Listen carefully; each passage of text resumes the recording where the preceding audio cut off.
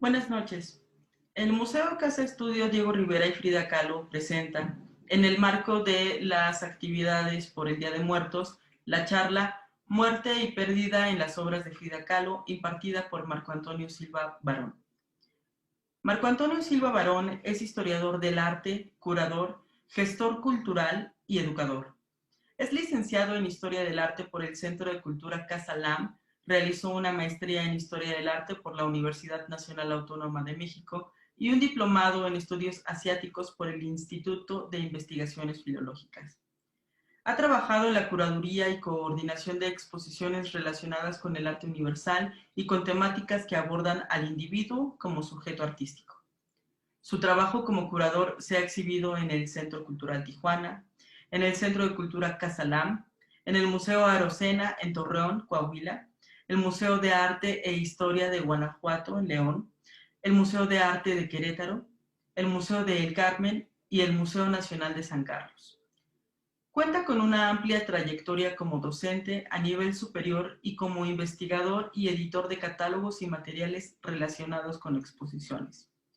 Es coautor del libro Las prácticas expositivas, una guía para la producción de exposiciones, publicado por la Secretaría de Cultura y la Fundación BBVA Bancomer, y sus proyectos interdisciplinarios han sido seleccionados en 2 ocasiones para ser financiados por el FONCA. Bienvenidos, gracias.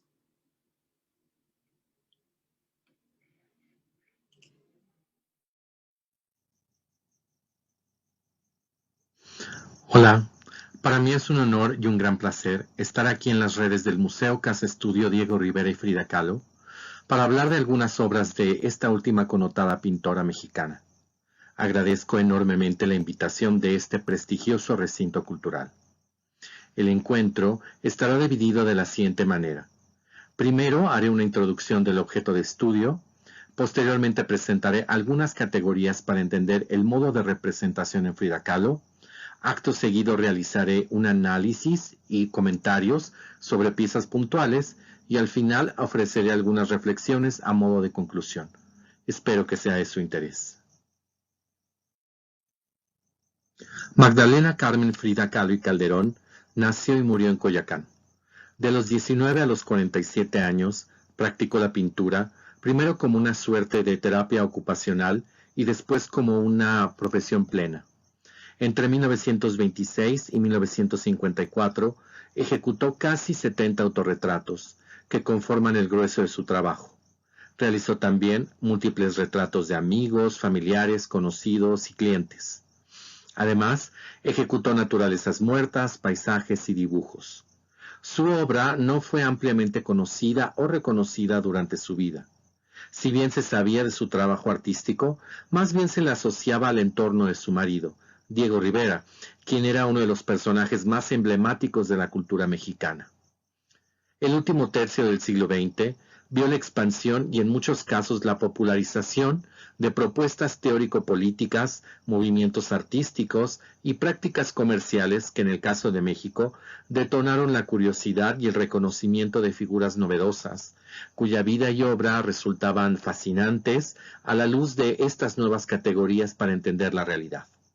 Así, alguna corriente del feminismo anglófono cuestionó el constructo histórico-artístico en el que imperaba sin cuestionamientos una narrativa androcéntrica, de tal manera que figuras femeninas emergieron bajo un nuevo entendimiento y sobre todo un nuevo valor.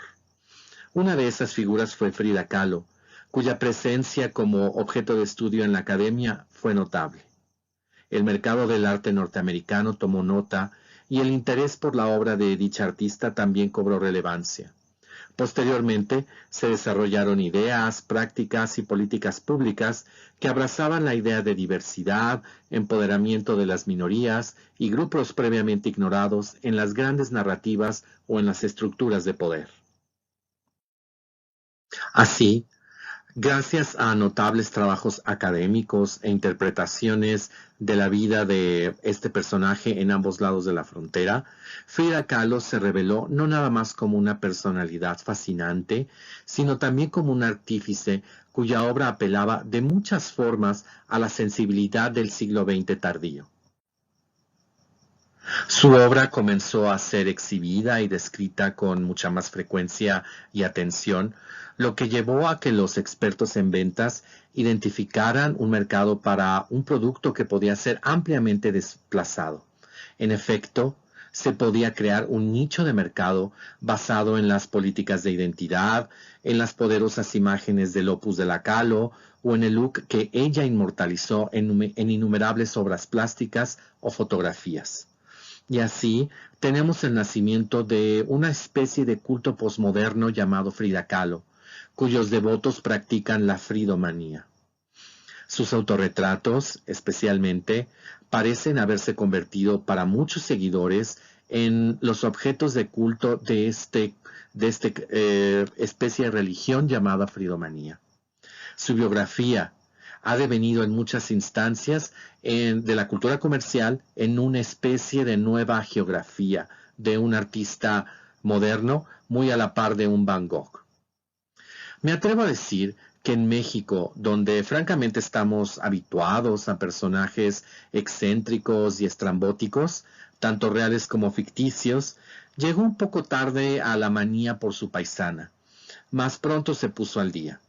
En efecto, Frida Kahlo es un fenómeno institucionalizado. Su obra está declarada monumento artístico y tiene múltiples candados para su circulación.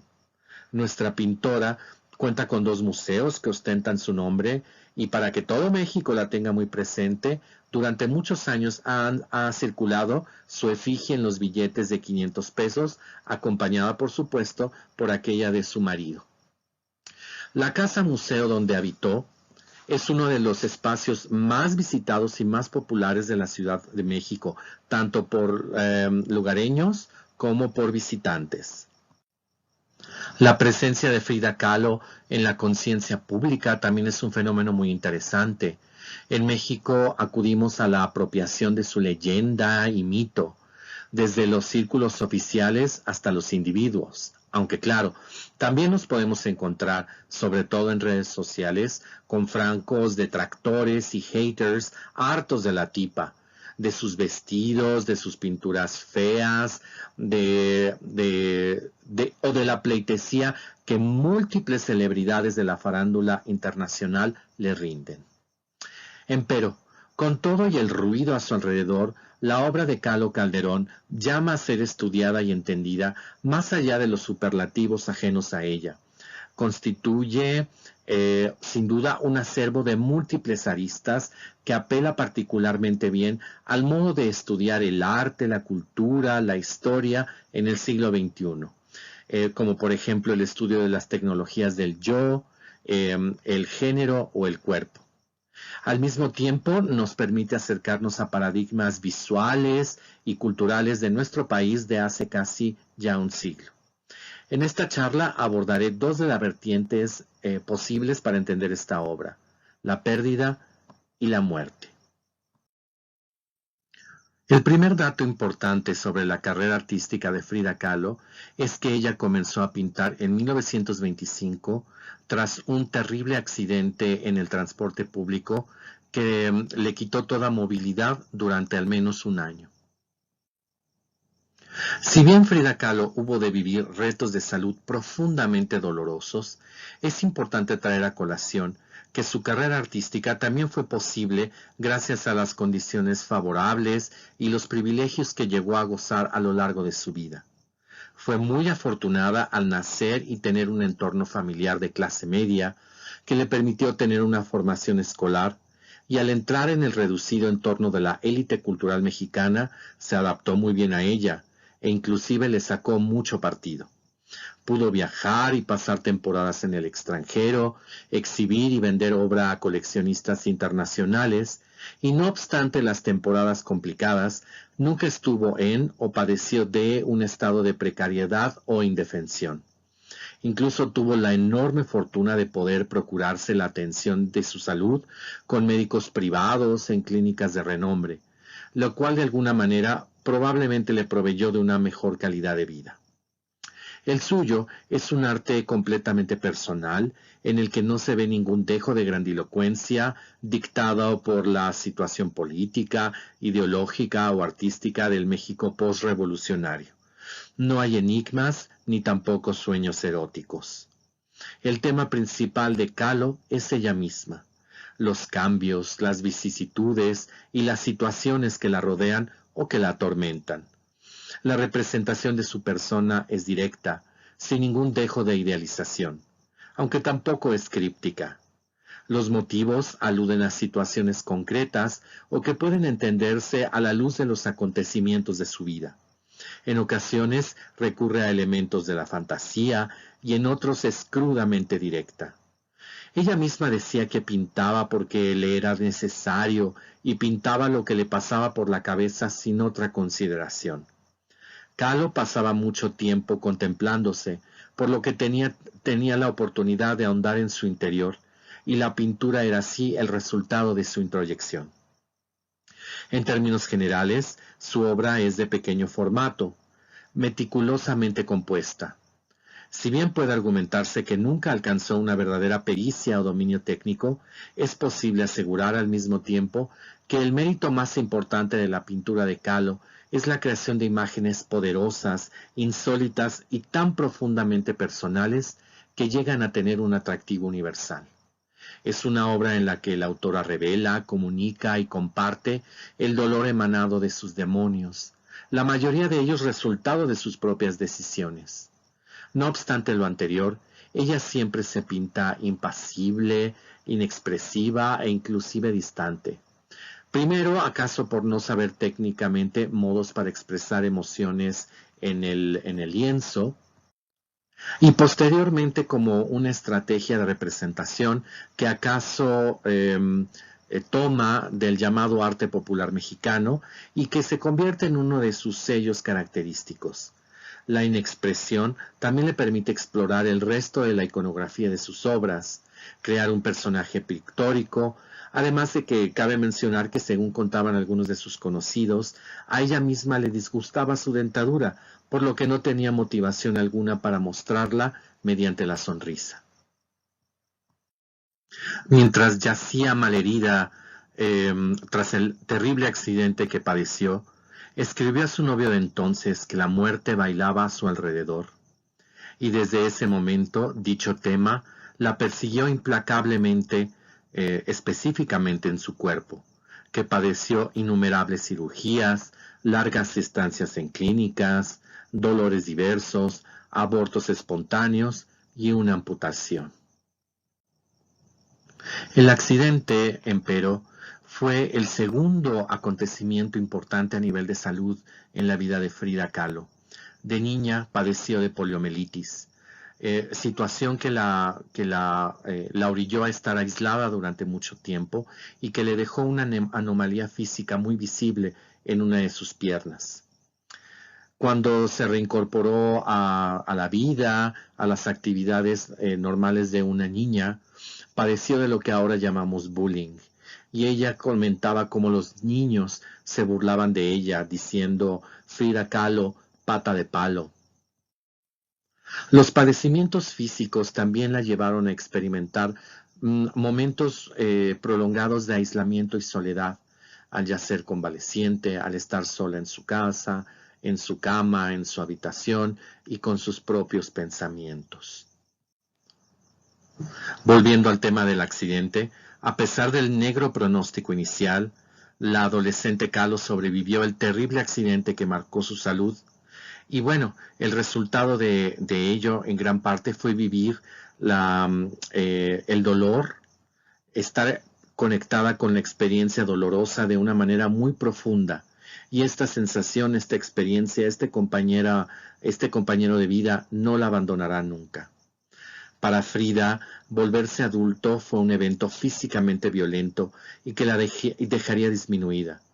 Si bien los testimonios de sus contemporáneos nos hablan de que ella era una mujer vivaracha, alegre, divertida, sensual, mal hablada y bohemia, ese funesto día de 1925 la dejó incapacitada para tener una vida plenamente saludable, y acaso peor, para ella incapaz de ser madre, situación que la tuvo contrariada durante muchos años.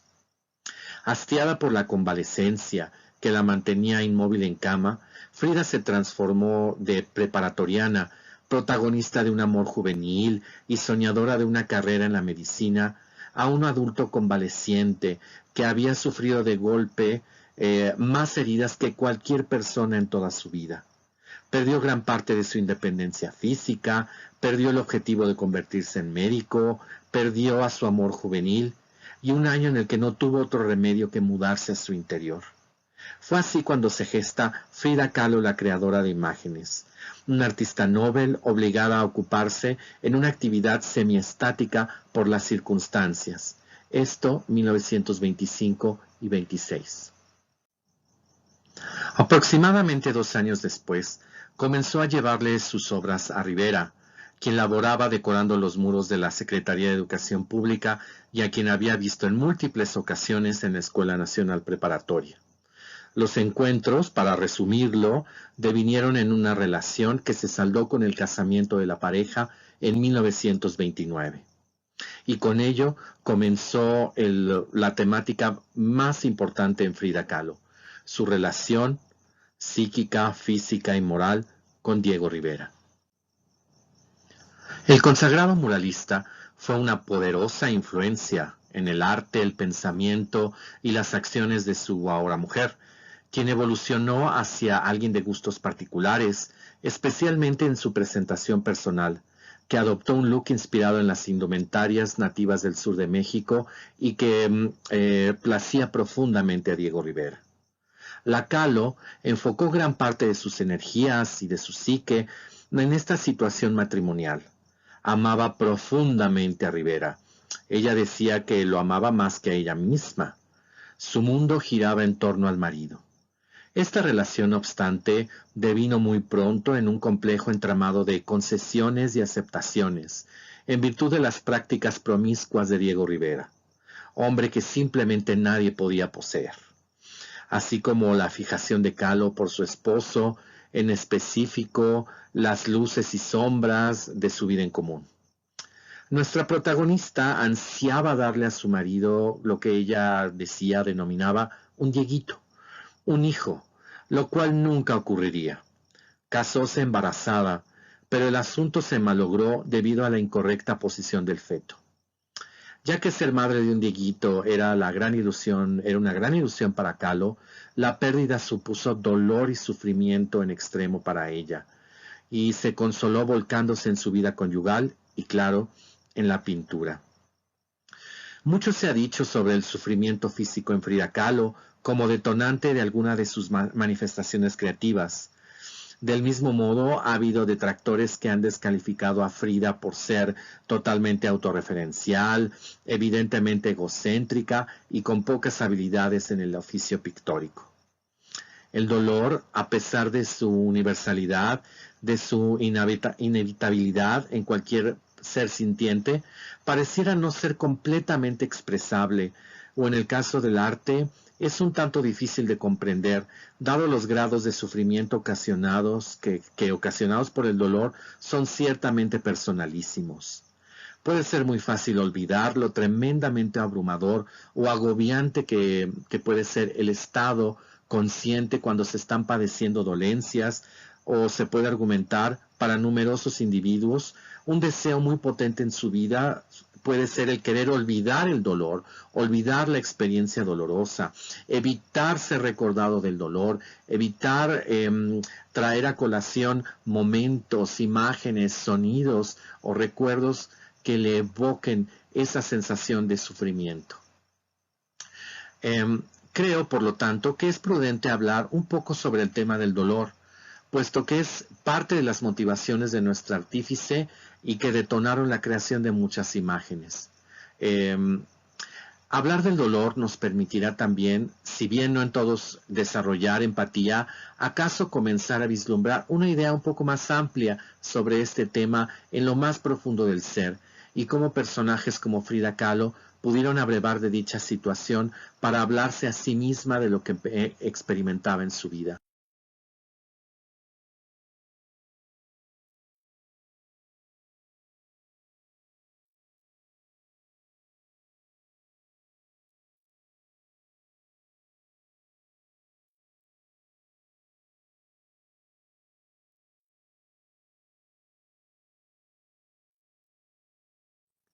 Por lo anterior, quiero traer a colación y citar textualmente una de las investigaciones más importantes sobre el fenómeno del dolor.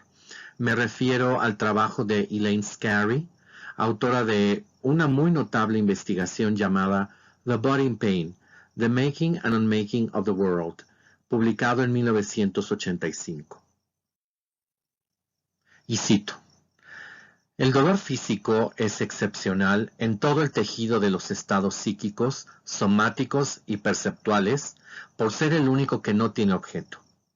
Aunque la capacidad de experimentar dolor físico es un hecho tan primordial sobre el ser humano como lo es la capacidad de oír, tocar, desear, tener hambre, a diferencia de estos eventos y de cualquier otro evento físico y psíquico, el dolor no tiene un objeto en el mundo exterior. Oír y tocar son objetos fuera de los límites del cuerpo. Como el deseo es deseo de X, el miedo es temor de Y, el hambre es temor de X, pero el dolor no es de o para nada. Está solo en sí mismo. Esta ausencia de objeto, la ausencia total de contenido referencial, casi impide que se traduzca en el lenguaje. Sin objeto, no se puede objetivar fácilmente en ninguna forma, material o verbal. Fin de la cita. Al carecer de un objeto describible o identificable por cualquier persona en pleno goce de sus capacidades mentales, uno de los modos de dar expresión a la experiencia lastimera del dolor pasa por crear palabras o imágenes que emanen de lo personal, es decir, se tiene que acudir a un recurso igualmente personal y subjetivo, la imaginación. La autora, en este sentido, nos comenta que, y vuelvo a citar, el único estado anómalo como el dolor es la imaginación. Mientras que el dolor es un estado notable por carecer por completo de objetos, la imaginación es notable por ser el único estado que es totalmente sus objetos. No hay en imaginar ninguna actividad, ningún estado, ninguna condición experimentable u ocurrencia sentida separada de los objetos. La única evidencia de que uno está imaginando es que los objetos imaginarios aparecen en la mente. Si bien, entonces, el dolor es como otras formas de sintiencia, pero desprovisto de la autoextensión que ordinariamente es la contraparte de la sintiencia, la imaginación es, como otras formas de la capacidad de autoextensión, sin la sintiencia experimentable en la que ordinariamente se basa en premisas. Fin de la cita.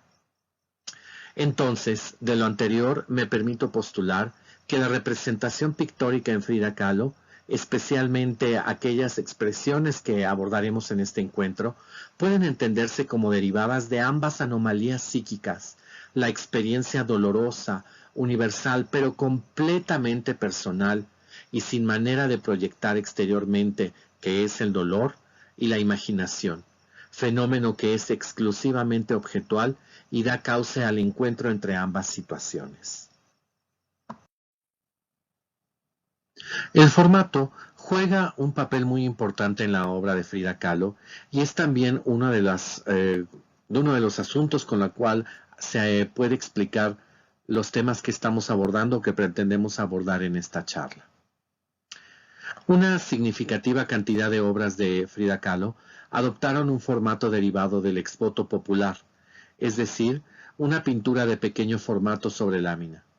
Según la experta Elin Luque, esta modalidad de exvoto viene del siglo XIX, puesto que con la llegada de la lámina a la Nueva España, esto provocó que se abandonara el soporte primordial que se había utilizado a lo largo de la época virreinal, el lienzo.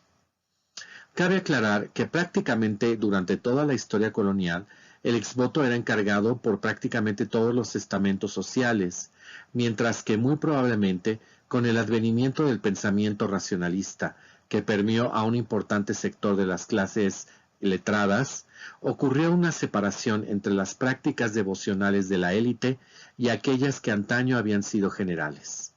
Así, Los encargos de exvotos quedan como provincia de las clases humildes. Del mismo modo, los pintores que realizan estos objetos son también de raigambre popular.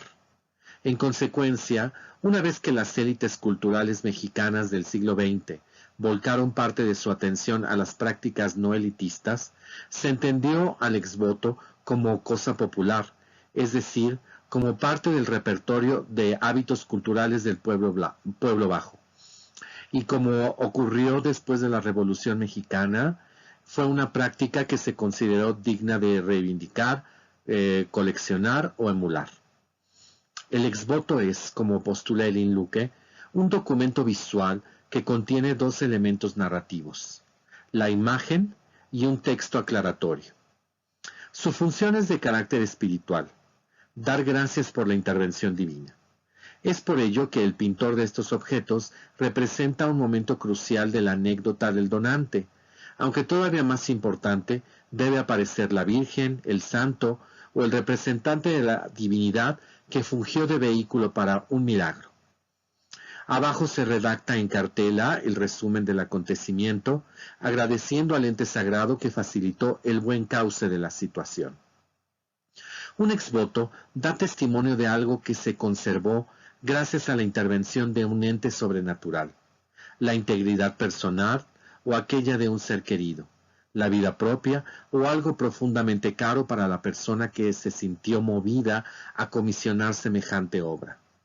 En cambio, si bien Frida Kahlo adoptó las premisas formales de este tradicional artefacto votivo, es posible postular que sus pinturas ironizan o ponen en duda la premisa antedicha, toda vez que en sus obras no hubo ningún ente, ya fuera mundano o etéreo, capaz de salvar al objeto de su representación.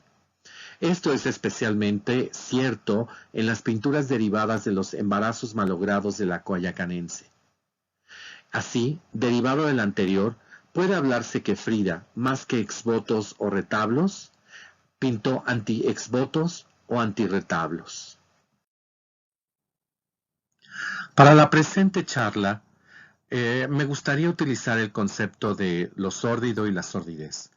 Aclaro, no de una manera peyorativa, negativa o que descalifique el trabajo de Frida Kahlo. Al contrario, sino como una manera de explorarla, de conceptualizarla y de darle un entendimiento a partir de un concepto que nos habla de algo particularmente extremo, algo particularmente chocante, que son rasgos que vemos en algunas de sus obras.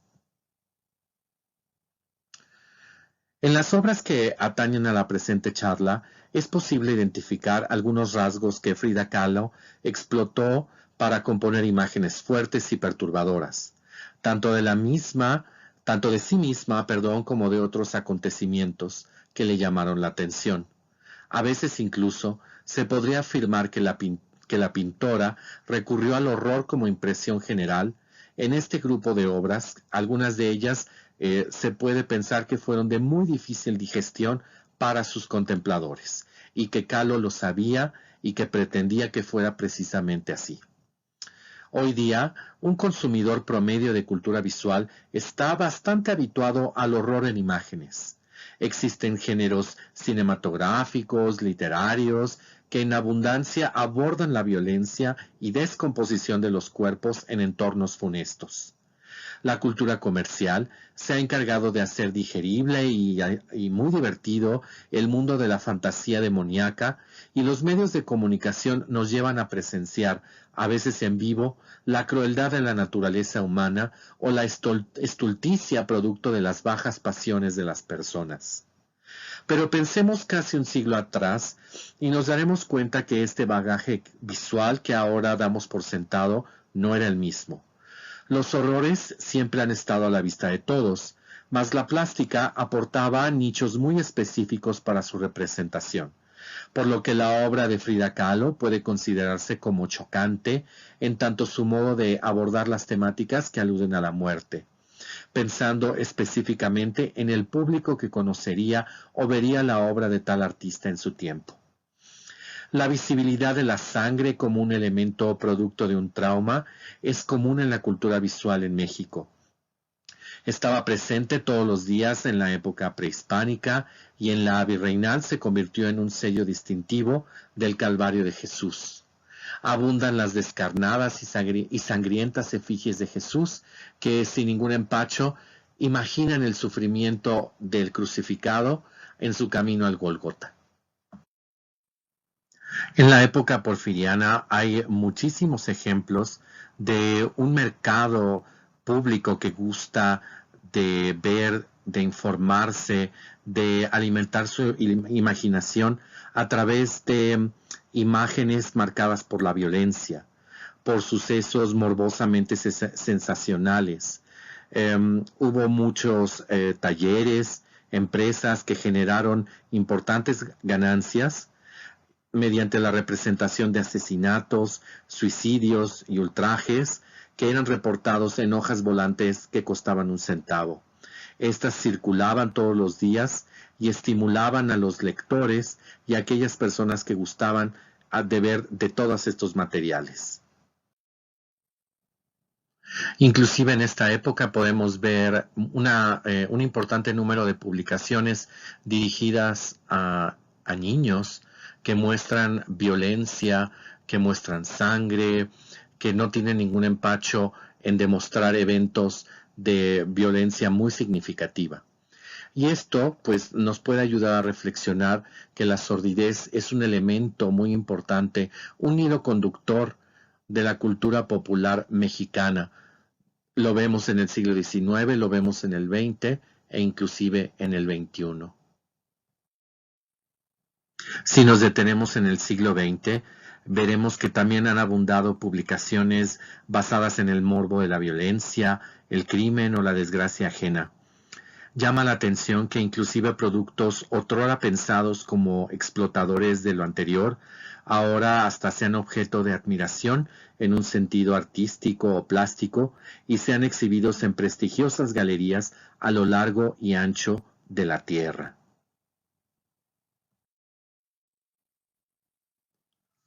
Hablemos ahora de piezas específicas de Frida Kahlo y enfocándonos al tema de la pérdida. Pero permítame hablar de la pérdida en un sentido sentimental, ya que dicha condición detonó la creación de importantes piezas del artista que estamos tratando.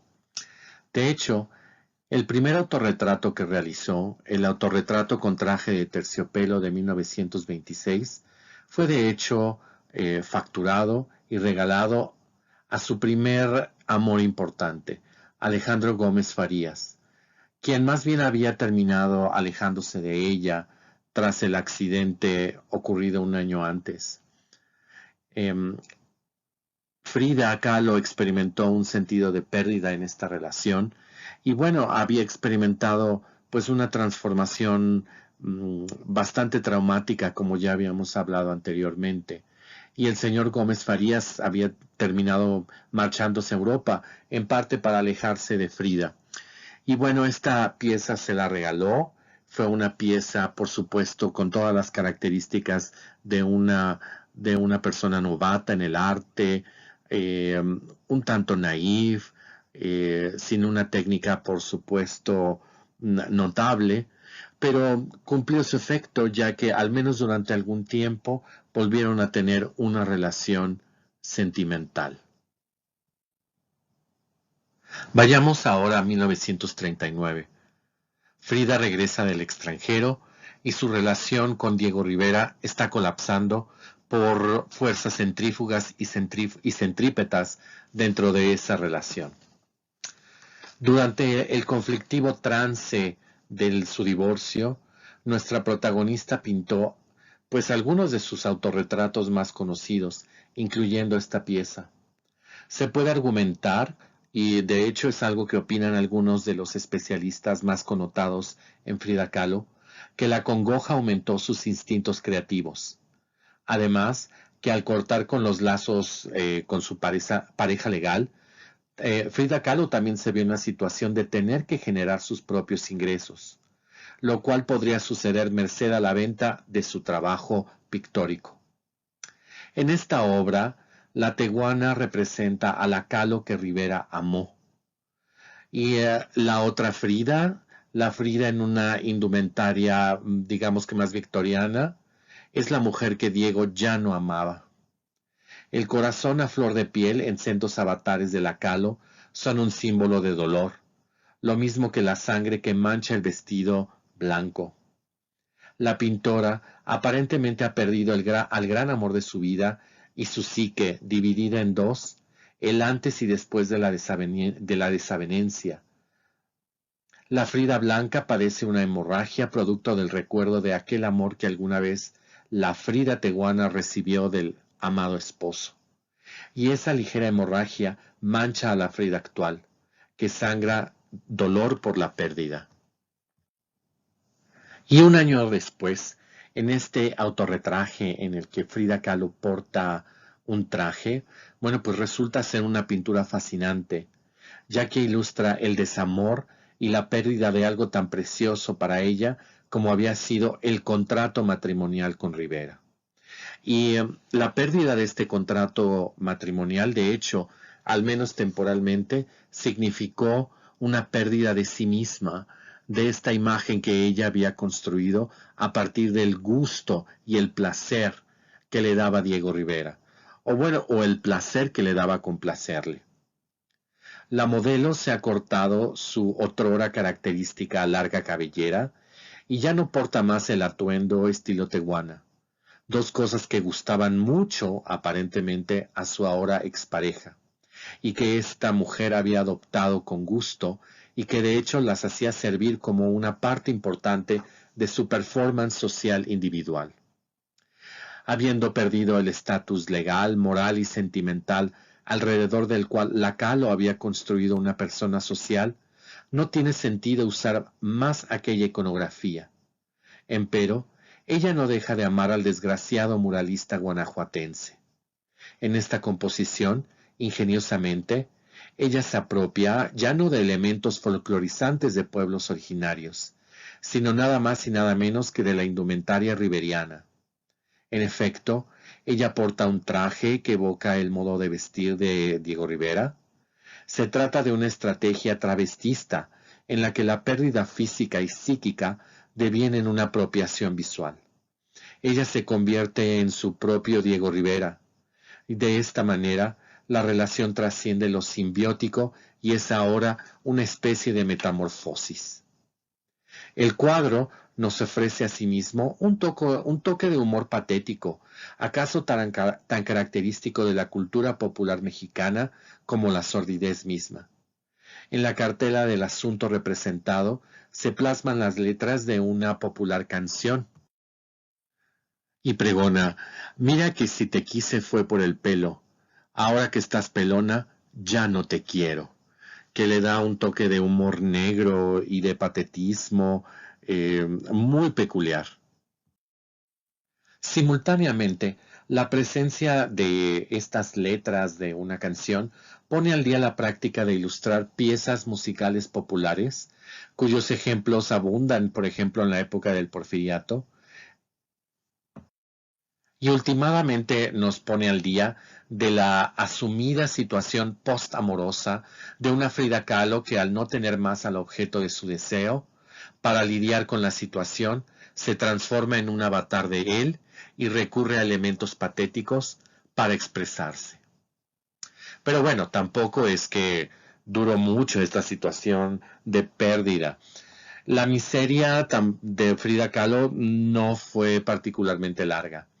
La expareja se volvió a casar en San Francisco, California, el día del cumpleaños de Diego Rivera. Entonces la sensación de pérdida tampoco fue particularmente prolongada. La iconografía femenina de antaño volvió a los repertorios de representación de esta señora.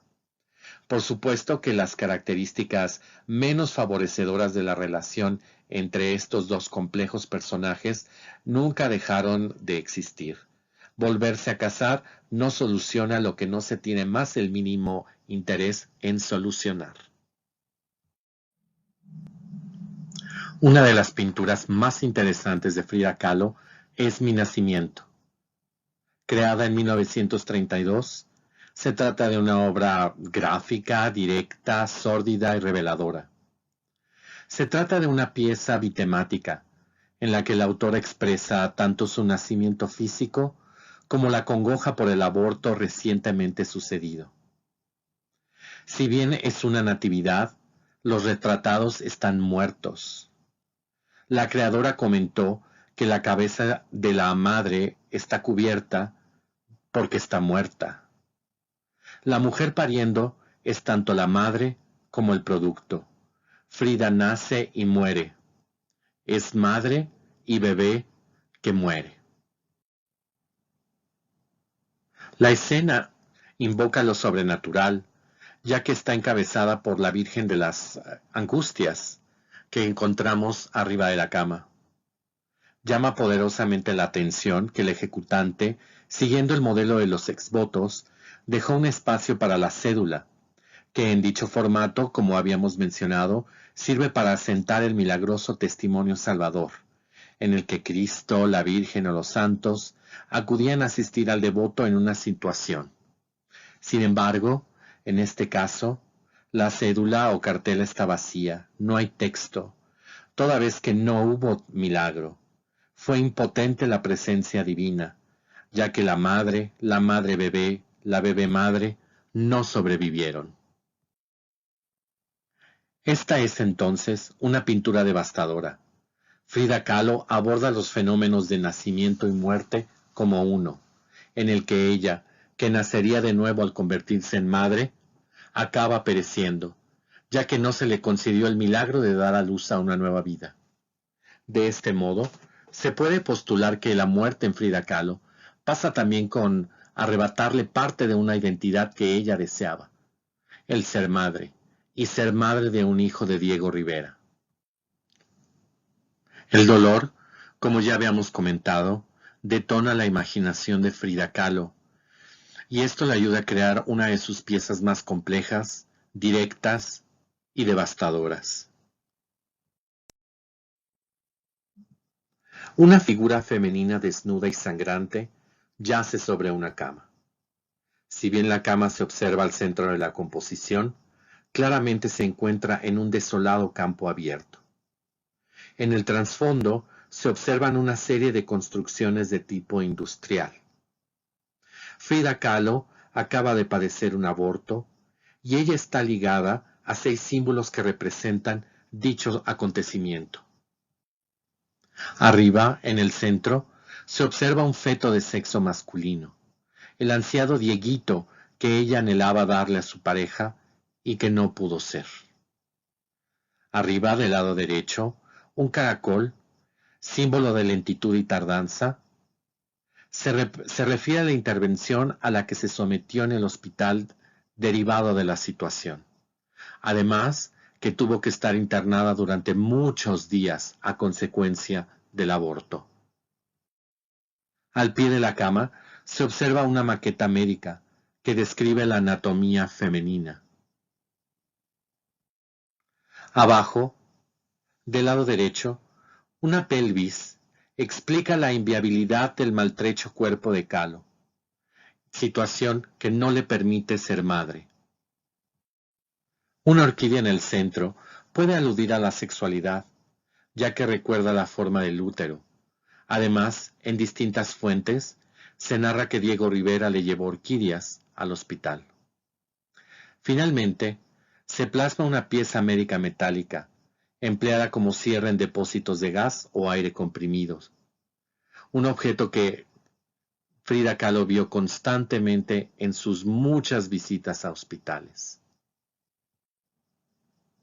Henry Ford Hospital, una pieza pintada precisamente en Detroit durante la estancia norteamericana del matrimonio Rivera Kahlo, interpreta el lamentable suceso del aborto de Frida Kahlo. Es interesante ver el trasfondo de la pintura. Mientras ella padece este drama de carácter personal, de alguna manera también trae a colación a su pareja, puesto que Diego Rivera acaso se encontraba dentro de las construcciones al fondo, en las plantas automotrices de Detroit que tanto le fascinaron y que estudiaba con ahínco para pintar una comisión. Diego Rivera sabe perfectamente bien el dolor que esta situación le provoca a Frida y no tiene otra solución más que recomendarle que se enfoque a pintar, que pinte su vida, que pinte los sucesos en la misma, que estudie el arte popular, que lo conozca y que lo adopte en su manera de plasmar arte. Y es precisamente a partir de este momento, de esta época, cuando Frida se enfoca a pintar autorretratos, así como explorar sus experiencias más personales. La muerte en Frida Kahlo, en este sentido, no es alegórica, no es abstracta, no es un concepto que provenga de fuentes literarias, sino es una dolencia, es una vivencia y es una experiencia profundamente traumática que le recuerda sus propias limitaciones físicas, que le recuerda aquel traumático día de 1925 y que le recuerda que el futuro como persona en un cuerpo, también es sumamente incierto. Sin duda la pieza más sangrienta de todo el conjunto de obras que realizó Frida Kahlo, Unos cuantos piquetitos de 1935, es una pieza sórdida sobre la violencia. En esta pieza de composición que asemeja a un retablo o exvoto, se observa una figura femenina, inerte que yace sobre una cama. Su cuerpo ha sido violentado con múltiples puñaladas. El hombre, la persona que ha perpetrado lo anterior, está de pie junto a ella. La sangre emana hacia todos lados, hacia la cama, hacia el suelo, hacia la ropa del perpetrador y hasta fuera del cuadro. Frida Kahlo pintó esta escena tras leer una nota roja o una publicación de la nota roja sobre el asesinato de una mujer y la excusa que su asesino presentó ante el juez. Se justificaba diciendo que habían sido unos cuantos piquetitos. Los comentaristas y expertos de la obra de Frida Kahlo nos dicen que esta pieza se realizó después del regreso de la pareja a México tras su estancia en los Estados Unidos. Kahlo, al parecer, estaba ya bastante fastidiada con la Unión Americana y Nueva York, mientras que su esposo habría querido permanecer mucho más tiempo en ese país. También los expertos del tema nos traen a colación que al regreso al Distrito Federal de la pareja se consumó la dolorosa traición de Diego Rivera con Cristina Kahlo, la hermana querida y favorita de Frida Kahlo, que habría ocurrido en 1934. Para algunos comentaristas, esta pieza también nos hablaría del estado mental de Frida Kahlo tras esta lamentable situación de traición por parte de las dos personas que más quería. Hay especialistas que incluso ven, o que para ellos es muy evidente, la semejanza física de los dos protagonistas de este retablo. La mujer, que evidentemente sería un avatar, una manifestación de Frida Kahlo, y el asesino, pues de Diego Rivera. En este sentido, para algunos comentaristas, esta obra es pues una especie de alegoría de la traición y de cómo se sentía Frida Kahlo, apuñalada, brutalmente violentada por la traición que había sufrido. Por supuesto que muchos investigadores y estudiosos de la obra de Kahlo recalcan el carácter pues de denuncia de la violencia en esta pieza, de la violencia hacia la mujer y de la indiferencia, de la parsimonia de los perpetradores hacia la violencia. En primer plano, sobre el suelo, yace el cuerpo sangrante de una dama. Mientras su cabeza reposa sobre el piso, ella mira de frente. El rostro está salpicado de sangre, mientras que el brazo izquierdo, el único a la vista del contemplador, está encima de un charco sangriento. Ella porta un vestido de tonos grises y vemos sus piernas desnudas, así como los pies descalzos. Destaca un vistoso ramillete de rosas amarillas a la altura del busto, que da la impresión de haber sido una ocasión de gala. A los 33 años de edad, Dorothy Hale, miembro de los círculos sociales de la alta burguesía neoyorquina, así como malograda aspirante a actriz, se acaba de suicidar. En el centro del segundo plano de la imagen, la vemos volar entre nubes, en caída libre hasta la muerte. Justo detrás de esta señora hay un rascacielos de fachada blanca. De hecho, si ponemos atención a los últimos pisos, se divisará una pequeña mancha oscura que emerge de uno de los vanos. Con esto, nos percatamos que el ejecutante de la composición ilustra los 3 momentos del acto suicida: el lanzamiento propio o autodefenestración de Hale, su tránsito en el aire y el desenlace fatal del acto sobre el suelo. Tal y como se acostumbra en el formato pictórico de la Kahlo, hay un texto que nos contextualiza la situación. La cartela que hoy día vemos dice: en la ciudad de Nueva York, el día 21 del mes de octubre de 1938, a las 6 de la mañana, se suicidó la señora Dorothy Hale, tirándose desde una ventana muy alta del edificio Hampshire House. En su recuerdo, este retablo habiéndolo ejecutado Frida Kahlo. Originalmente se leía que Clare Boothe Luce había comisionado la pieza para la madre de la difunta, mas dicha línea fue posteriormente tapada. La pintura, según los expertos en la materia, contiene otra alteración.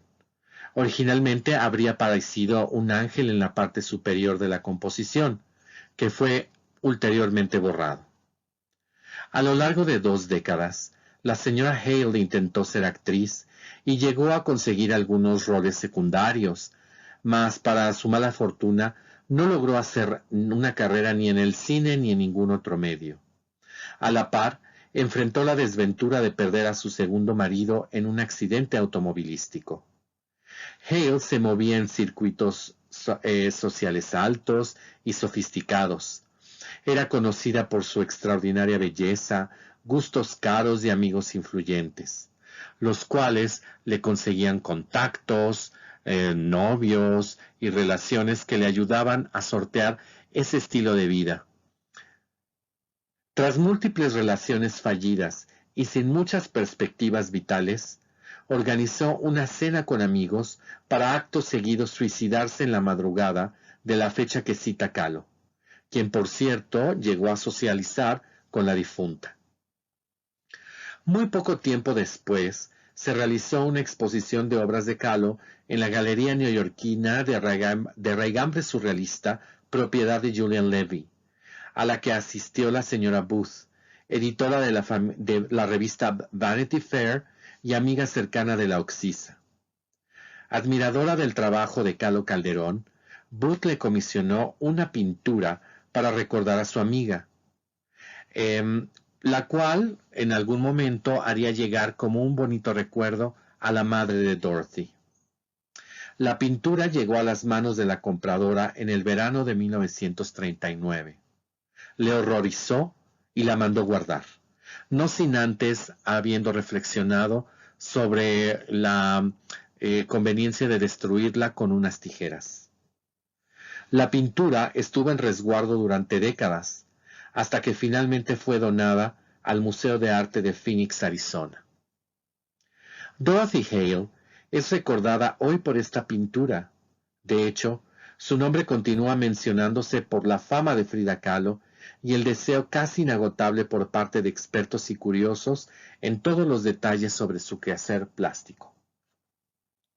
Esta obra puede entenderse como una evolución de los volantes de la época porfiriana que divulgaban con rapidez aquellos eventos impactantes por su sordidez. como por ejemplo el volante de Guadalupe Posada, que recuerda el suicidio de una señorita capitalina que vimos anteriormente. Ella decidió aventarse al vacío desde el campanario de catedral. Frida Kahlo, que diario acudía al centro de la Ciudad de México cuando estudiaba la preparatoria, muy probablemente vio esas hojas. Cabe destacar también que uno de los instigadores de la apreciación hacia la otrora ignorada obra de Posada fue precisamente su marido, que a su vez había puesto atención al entusiasmo que el francés Jean Charlot manifestaba por aquella obra de lo que Alberto Manrique llamaba contracultura porfiriana. Frida Kahlo no tuvo empacho en representar a su modelo de un modo crudo y sangriento. Esto, por un lado, tiene implicaciones fascinantes en tanto la recepción de la pieza. La patrona se expresaba como admiradora de Frida y pudo ver de primera mano el modo sórdido y explícito con el que ella planteaba algunas composiciones. No comunicó una directriz clara de representación, ni tampoco consensuó un proyecto con la pintora contratada. A su vez, la Kahlo parece no haber pensado demasiado en el efecto que la comisión terminada tendría en la clienta.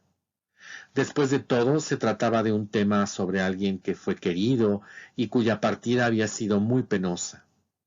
La pintora entonces impuso su visión sobre cómo habría de recordarse a la malograda Dorothy, escogiendo sin más la muerte de la señora en toda su dimensión gráfica. Frida Kahlo tampoco perdió del talle del coqueto ramillete que portaba la señora Hale y del cual hizo eco la prensa. Hay comentaristas de la obra de Kahlo Calderón que opinan que la estrategia de representación que escogió para este tema es un reflejo de su estado mental, producto del tormentoso momento que vivía con su marido, cuya relación se estaba colapsando en 1939. De cualquier modo, se puede proponer que el suicidio de Dorothy Hale es una pintura que ofrece a los siguientes asuntos. En primer lugar, el gusto por la sordidez que Frida Kahlo retoma de la llamada pintura popular y de la cultura visual popular de México en la primera parte del siglo XX, y que incorpora como una estrategia de representación ante lo traumático. En segundo lugar, la calamidad como un acontecimiento definitorio en la biografía de un individuo, tal y como sucede en muchos de los cuadros de Kahlo, en los que la creación se ve detonada por eventos rotundos, como los que a ella le tocó vivir. Y en último lugar, el estado mental de la pintora, que en una persona tan absolutamente autorreferencial como ella, probablemente hacía eco de su propia visión de la realidad. Hay comentaristas que creen que Kahlo inclusive estaría contemplando un fin semejante al de Dorothy Hale. En 1943, Frida Kahlo ejecutó un autorretrato en el cual el tema era la muerte. Ella estaba pensando sobre ella, reflexionando sobre ella, y la tenía en su cabeza. Desde mediados de esta década, la salud de Frida Kahlo fue deteriorándose. Necesitó múltiples cirugías e innumerables internamientos hospitalarios. Sin embargo, el momento más difícil para la artista desde su accidente de 1925 ocurrió en 1953, cuando hubo de amputársele la pierna derecha, gangrenada. La extremidad fue cortada hasta la rodilla y casi le fulminó el deseo de vivir. Para cualquier persona en cualquier lugar, se estima como increíblemente traumática la pérdida de una parte del cuerpo con la que se nace y se está acostumbrado a tener. Todos los componentes de la anatomía tienen una función y perder alguno implica una crisis, a veces inconmensurable. Frida Kahlo padeció esta horrible circunstancia, en la que aquello que se da por sentado desaparece y tanto su existencia como presencia se magnifican en la psique. Derivado de aquella operación, plasmó en su diario algunas ilustraciones sobre aquella experiencia. Quizá la más conocida de ellas es Pies para que los necesito si tengo alas para volar, que aluden precisamente a la pérdida de la extremidad. En esta imagen y en otras de su diario, se puede explorar que la autora navega desde el shock de la pérdida hasta la aceptación, que se añade a un largo catálogo de padecimientos. No obstante, ella se deja un mensaje de aliento, un mensaje de ánimo para sí misma, puesto que se reconoce como un ente con una potencia superior a lo meramente físico. Calo Calderón murió en julio de 1954 y las imágenes de su funeral en el Palacio de Bellas Artes quedan en la memoria, puesto que vemos a Frida Kahlo muerta. Vemos su cuerpo dentro del ataúd y es la última imagen que tenemos de ella. A lo largo de esta charla hemos abordado aspectos de la vida de Frida Kahlo y algunos conceptos que nos podrían ayudar para entender el modo de representación de la muerte y la pérdida en esta artista. Derivado de lo anterior, me permitiré formular 4 ideas a modo de conclusión para describir algunas de las constantes en la representación de la muerte en esta artista. En primer lugar, tanto para sí como para sus interlocutores, Frida Kahlo Calderón tenía el prurito, es decir, el deseo persistente y excesivo de mostrarse, de verse, de plasmarse, de interpretarse, de estar presente más allá de su persona. Esto se puede denominar exhibicionismo, ya que además ella interpretaba en imagen asuntos personalísimos que compartía con el mundo, que sometía al conocimiento público y que divulgaba tanto entre propios como entre extraños. Lo llamo exhibicionismo y no lo digo como un juicio de valor, o como algo peyorativo, sino como la conceptualización de una práctica social muy evidente en un artista en particular. En segundo lugar, vemos cuerpos en un trance brutal, en los cuales la sangre es una gran protagonista. La estética de lo sórdido pasa por representar cuerpos vivos o muertos en un trance traumático que involucra la sangre. En Kahlo, en algunas de las escenas que vimos a lo largo de esta charla, la sangre se presenta en abundancia, producto de la violencia o producto de un acontecimiento fatídico, ya sea un aborto espontáneo, un asesinato o el suicidio. En tercer término, contemplar de manera consciente los acontecimientos íntimos, eróticos o de otra índole muy personal de un tercero es lo que se puede denominar voyerismo.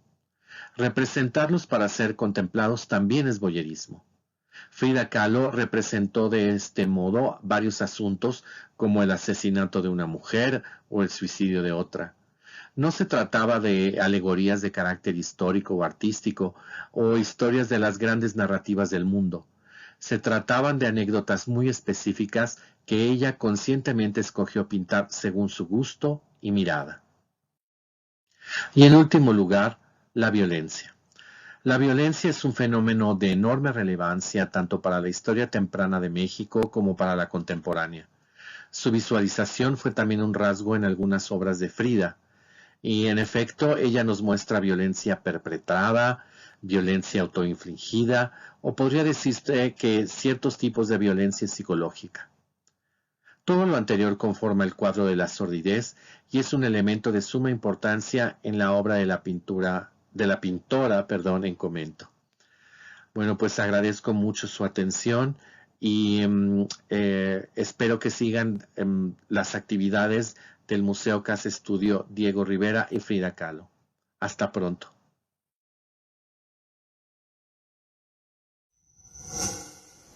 Gobierno de México.